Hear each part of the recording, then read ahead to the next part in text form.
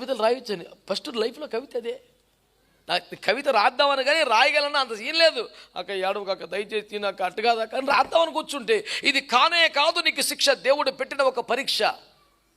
ఇది కక్ష కాదు, లక్ష్యానికి చేర్చే కక్ష. దీనికి ఆధారాలు బైబిల్లో లక్ష. నీ మా ప్రార్థన నీకు రక్ష అని రాశాను. అది మొదల పద్యం, ఇంకా కిలోమీటర్ ఉంది. మిమ్మల్ని ఇబ్బంది పెట్టను, లాస్ట్ మొక్క చెప్తాను. అక్కా నువ్వు మాకు ఉన్నావు దూరంగా, అయినా ఎప్పటికీ చూస్తావు నిన్ను గారంగా. ఓడిపోతాడు శత్రువు ఘోరంగా, ఎందుకంటే ప్రార్థిస్తున్నావు నీకోసం భారంగా అని పెట్టాను.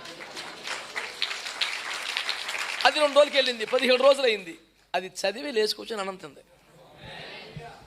ఇప్పుడు కవిత గురించి చెప్పట్లా. ఇది కానే కాదు నీకు కక్ష, లక్ష్యానికి చేర్చే కక్ష. దీనికి ఆధారాలు బైబిల్లో లక్ష. నీ మా ప్రార్థనలే నీకు రక్ష. ఓడిపోతాడు నీ శత్రువు ఘోరంగా, ఎందుకంటే ప్రార్థిస్తున్నాం భారంగా.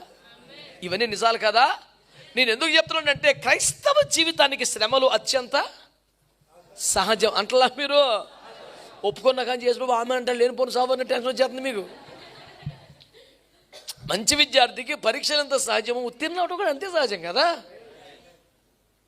పరీక్షలు రాగానే బెంగెట్టుకుంటాడు దొంగ విద్యార్థి కదా. పరీక్షలు వాయిదా పడితే సంతోషపడతాడు దొంగ విద్యార్థి. పరీక్షలు వాయిదా పడితే ఏడుస్తారు మంచి విద్యార్థులు. మంచిగా ప్రిపేర్ అయ్యాను ఇప్పుడు వాయిదా వేశారు అని బాధపడిపోతారు వాళ్ళు. మనం ఏ రకం?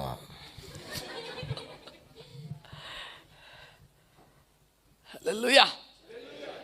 కనుక దేవుని బిడ్డలారా, నేను అంటున్నాను ఏంటంటే శ్రమలు రావటం, కష్టాలు రావటం క్రైస్తవానికి సహజమే, కానీ వింతేమి. అగ్ని బట్టి మహాశ్రమలు వస్తూ కూడా వింత కాదంటే చిన్న చేతకాటికి మనం బెమ్మేలు ఎత్తిపోయి